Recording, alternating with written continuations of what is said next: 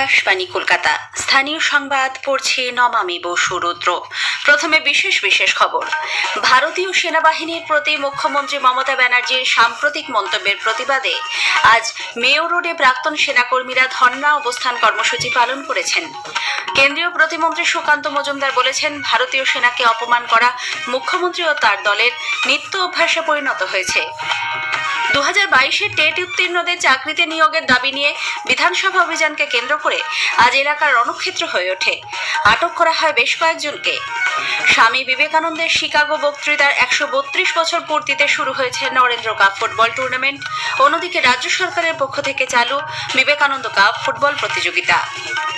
দূরপাল্লার ট্রেনের টিকিট নিয়ে জালিয়াতি ও যাত্রী হয়রানি আটকাতে ভারতীয় রেল একাধিক ব্যবস্থা নিচ্ছে। প্রতি বছরের মতো এবারও রাজ্য সরকার সেরা পুজোগুলিকে শারদ সম্মান দেওয়ার সিদ্ধান্ত নিয়েছে। আসছে বিস্তারিত খবরে। ভারতীয় সেনাবাহিনীর প্রতি মুখ্যমন্ত্রী মমতা ব্যানার্জির সাম্প্রতিক মন্তব্যের প্রতিবাদে আজ মেয়ো রোডে প্রাক্তন সেনাকর্মীরা ধর্ণা অবস্থান কর্মসূচি পালন করেন। এই কর্মসূচির জন্য প্রথমে প্রশাসনের পক্ষ থেকে অনুমতি না মিললেও আদালতের অনুমোদন নিয়ে তারা ধর্ণায় বসেন। বিরোধী দলনেতা শুভেন্দু অধিকারী আজ সেখানে গিয়ে বলেন, মুখ্যমন্ত্রীকে দেখে সেনাবাহিনী পালিয়ে গেছে বলে যে দাবি করা হচ্ছে তা অসত্য।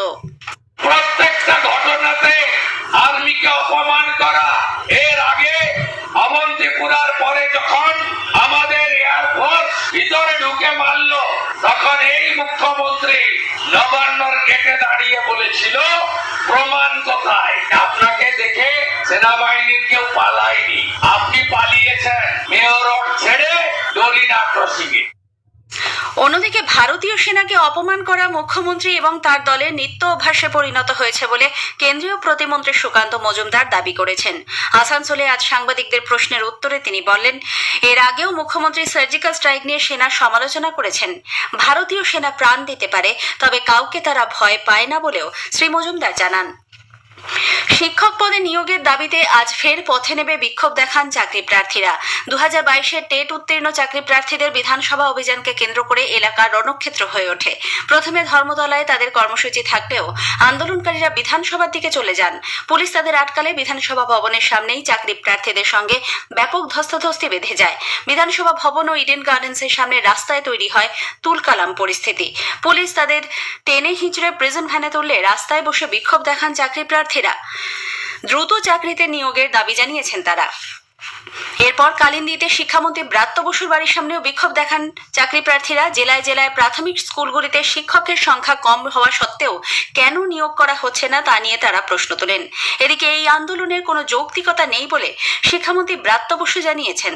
কলকাতায় আজ তিনি বলেন, শূন্যপদ সংক্রান্ত চূড়ান্ত তালিকা তৈরির কাজ চলছে, কয়েকদিনের মধ্যেই তা প্রকাশ করা হবে। প্রাথমিকে 32,000 চাকরি বাতিলের মামলায় গোটা প্যানেল পুনর্গঠনের দাবি জানিয়েছেন 2016 সালের প্রার্থীরা। চাকরি প্রার্থীদের আইনজীবীদের বক্তব্য, প্রশিক্ষণ না নেওয়াদের সঙ্গে প্রশিক্ষিত প্রার্থীদের তফাৎ গড়ে দেবে অ্যাপটিটিউড টেস্টের জন্য বরাদ্দ 5 নম্বর। 2022 সালে আদালত প্রাথমিক শিক্ষা পর্ষদকে প্রায় 43,000 প্যানেল প্রার্থীর নম্বরের বিভাজন প্রকাশ করার নির্দেশ দিয়েছিল, কিন্তু তা হয়নি। সে কারণেই এই দাবি। এসএসসির একাদশ-দ্বাদশ নিয়োগ দুর্নীতি মামলায় প্রাক্তন শিক্ষামন্ত্রী পার্থ চট্টোপাধ্যায় সহ মোট 21 জনের বিরুদ্ধে চার্জ গঠন করা হয়েছে। আলিপুরে বিশেষ সিবিআই আদালতে আজ এই চার্জ গঠন করা হয়। এবার শুরু হবে বিচার প্রক্রিয়া। একাদশ-দ্বাদশ নিয়োগের মামলায় গঠিত এই চার্জে রয়েছে প্রাক্তন শিক্ষা প্রতিমন্ত্রী পরেশ অধিকারী, তার মেয়ে অঙ্কিতা, এসএসসির উপদেষ্টা কমিটির প্রধান শান্তি প্রসাদ সিনহা, কমিশনের প্রাক্তন চেয়ারম্যান সুবীরেশ ভট্টাচার্য, মধ্যশিক্ষা পর্ষদের প্রাক্তন সভাপতি কল্যাণময় গঙ্গোপাধ্যায়ের নামও। অপরাধমূলক ষড়যন্ত্র সহ বেশ কয়েকটি ধারায় অভিযুক্তদের বিরুদ্ধে চার্জ গঠন করেছে সিবিআই। জিএসটির হার পরিবর্তন সাধারণ মানুষ এবং ব্যবসায়ীদের কাছে পুজোর উপহারের মতো। এখন থেকে 12 ও 18% স্ল্যাব কমে গিয়ে 5 ও 18% জিএসটি কার্যকর হবে। বেশ কিছু ক্ষেত্রে জিএসটি ছাড় দেওয়া হয়েছে। একটি প্রতিবেদন। ৫৬তম জিএসটি কাউন্সিলের বৈঠকের পর পণ্য পরিষেবা করের হার পরিবর্তন করার ঘোষণা করা হয়েছে। জিএসটি পরিষদের কলকাতা জোনের মুখ্য কমিশনার শ্রবণ কুমার আকাশবাণীকে জানিয়েছেন, সরকার উপভোক্তাদের দাবি মেনেই মেডিক্লেম এবং জীবন বীমার কর ছাড়ের ঘোষণা করেছে। जीएसटी में बहुत सारे बदलाव किए गए हैं और बहुत सारे अलग अलग चीजों में सरकार ने छूट दी है और ये सारे चेंजेस 22 सितंबर से लागू होंगे। डिमांड थी लोगों की कि जो हेल्थ इंश्योरेंस होता है, जो लाइफ इंश्योरेंस होता है, उस पे जीएसटी जीएसटी नहीं लगनी चाहिए। सरकार ने इसको भी मानते हुए ये इंश्योरेंस पे भी जीएसटी खत्म कर दी है। तो ओवरऑल जो बदलाव लाए गए हैं ये बहुत महत्वपूर्ण है। কাশ্মীর নাহার, আকাশবাণী সংবাদ, কলকাতা। স্পটলাইট আলোচনার আজকের বিষয় পণ্য পরিষেবা কর জিএসটি সংস্কার। অধ্যাপক পিনাকি চক্রবর্তীর সঙ্গে কথা বলেছেন কল্যাণ লাহা। আলোচনাটি শোনা যাবে আজ রাত 8:30টায় সঞ্চয়িত প্রচার তরঙ্গ এবং আকাশবাণী সংবাদ সোশ্যাল মিডিয়া প্ল্যাটফর্মে। স্থানীয় সংবাদ শুনছেন আকাশবাণী কলকাতা কেন্দ্র থেকে। 1893 সালের আজকের দিনেই যুগপুরুষ স্বামী বিবেকানন্দ শিকাগো ধর্ম মহাসভায় ঐতিহাসিক বক্তব্য রেখেছিলেন। আমার প্রিয় আমেরিকাবাসী ভাই ও বোনেরা, তাঁর এই সম্বোধন বিশ্ব ভ্রাতৃত্ববোধের এক অনন্য উদাহরণ। ভারত থেকে হিন্দু ধর্মের প্রতিনিধি হিসেবে বক্তৃতা দিয়ে সেদিন স্বামীজি সারা বিশ্বে সমীহ আদায় করে নিয়েছিলেন। বিভিন্ন অনুষ্ঠানের মধ্যে দিয়ে আজ এই দিনটি উদযাপন করা হচ্ছে। এই উপলক্ষে আজ বিভিন্ন জেলায় নরেন্দ্র কাপ ফুটবল প্রতিযোগিতা শুরু হয়েছে। উদ্বোধন হয়েছে রাজ্য সরকারের স্বামী বিবেকানন্দ কাপ ফুটবল প্রতিযোগিতারও। একটি প্রতিবেদন। রাজ্যের প্রতিটি জেলায় 46টি স্থানে নরেন্দ্র কাপ ফুটবল প্রতিযোগিতায় 1300 দল অংশ নিচ্ছে। আগামী 17 সেপ্টেম্বর প্রধানমন্ত্রী নরেন্দ্র মোদীর জন্মদিনে ফাইনাল অনুষ্ঠিত হবে। হাওড়ার দাসনগরে আরতি কটন মিলের মাঠে আজ সকালে বিজেপির রাজ্য সভাপতি সাংসদ শ্রমিক ভট্টাচার্য ফুটবলের শট মেরে প্রতিযোগিতার আনুষ্ঠানিক উদ্বোধন করেন। আজকে একটি ঐতিহাসিক দিন। 11 সেপ্টেম্বর স্বামী বিবেকানন্দ, বীর সন্ন্যাসী স্বামী বিবেকানন্দের ঐতিহাসিক শিকাগো বক্তৃতার দিন। 11 থেকে 17 পর্যন্ত আমাদের টুর্নামেন্ট। কুচবিহার থেকে কাকদ্বীপ, পাহাড় থেকে সাগর শুরু হয়ে গেছে। সমস্ত আমাদের সাংগঠনিক মন্ডলে বিভিন্ন ব্লকে অনুষ্ঠান হচ্ছে। 1,500-এর বেশি টিম এতে অংশগ্রহণ করেছে, আরো টিমের সংখ্যা বাড়ছে।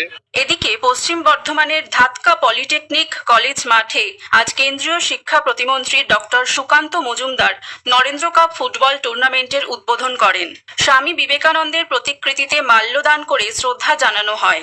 অন্যদিকে ঐতিহাসিক শিকাগো বক্তৃতার বর্ষপূর্তি উপলক্ষে আজ বেলুর মঠে স্বামী বিবেকানন্দ কাপ জেলা ক্লাব ফুটবল চ্যাম্পিয়নশিপ শুরু হয়েছে। উদ্বোধন করেন ক্রীড়ামন্ত্রী অরূপ বিশ্বাস। রাজ্যের যুব কল্যাণ ও ক্রীড়া দপ্তর এবং IFA যৌথভাবে আয়োজিত এই টুর্নামেন্টে 23টি জেলা মিলিয়ে মোট 348টি ম্যাচ অনুষ্ঠিত হবে।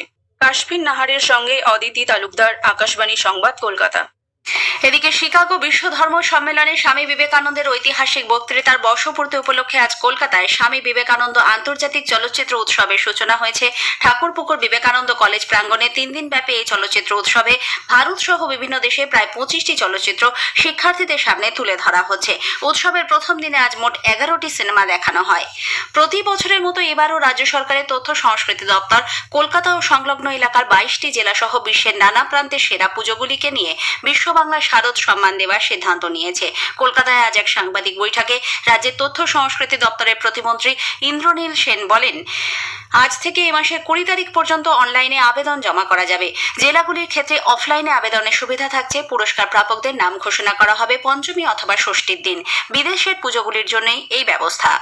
এই অ্যাওয়ার্ডটা পঞ্চমী অথবা ষষ্ঠীর দিন। বিদেশে কিন্তু আমাদের এই তিথি মেনে পুজো হয় না, ওরা কিন্তু উইকেন্ড গুলো ধরে করে, শুক্র শনি রবি ছুটির দিন ধরে করে, যার জন্য কিন্তু ওরা আলাদা করে আমাদের সবাই মেল করাতে ওদের জন্য কিন্তু এই লাস্ট ডেটটা আমরা কিছুটা ফ্লেক্সিবল হই। দূরপাল্লার ট্রেনের টিকিট নিয়ে জালিয়াতি ও যাত্রী হয়রানি আটকাতে ভারতীয় রেল একাধিক ব্যবস্থা নিচ্ছে। রেল বোর্ডের সদস্য হিতেন্দ্র মালহোত্রা আকাশবাণীকে জানিয়েছেন, অনলাইনে টিকিট বুকিং হতে মুহূর্তের মধ্যে সব টিকিট শেষ হওয়া জানিয়ে ভুরি ভুরি অভিযোগ থাকে। কোনো অসাধু ব্যক্তি বা সংগঠিত চক্র কৃত্রিম বুদ্ধিমত্তা বা প্রযুক্তি ব্যবহার করে একসঙ্গে বিপুল পরিমাণ টিকিট যাতে কিনে না নিতে পারেন সেজন্য IRCTC নিজেদের বুকিং সফটওয়্যারে বড়সড় পরিবর্তন এনেছে। পাশাপাশি IRCTCর অ্যাপ ও ওয়েবসাইটের মাধ্যমে টিকিট বুকিং করার ক্ষেত্রে আধার কার্ড যাচাই বাধ্যতামূলক করা হয়েছে বলেও তিনি জানান। কলকাতা প্রিমিয়ার ডিভিশন লিগ ফুটবলে চ্যাম্পিয়নশিপ রাউন্ডের ম্যাচে ইস্টবেঙ্গল 3-0 গোলে ইউনাইটেড কলকাতা FCকে হারিয়ে দিয়েছে। নৈহাটি স্টেডিয়ামে অন্য ম্যাচে ডায়মন্ড হারবার FC 4-0 গোলে সুরুচি সংঘকে পরাজিত করেছে। শেষ করার আগে স্থানীয় সংবাদের বিশেষ কিছু অংশ আরও একবার। ভারতীয় সেনাবাহিনীর প্রতি মুখ্যমন্ত্রী মমতা ব্যানার্জির সাম্প্রতিক মন্তব্যের প্রতিবাদে আজ মেয়র রোডে প্রাক্তন সেনাকর্মীরা ধর্ণা অবস্থান কর্মসূচি পালন করেছেন। স্বামী বিবেকানন্দ শিকাগো বক্তৃতার 132 বছর পূর্তিতে শুরু হয়েছে নরেন্দ্র কাপ ফুটবল টুর্নামেন্ট। স্থানীয় সংবাদ শেষ হলো। এরপর খেলার খবর 8টা বেজে 10 মিনিটে।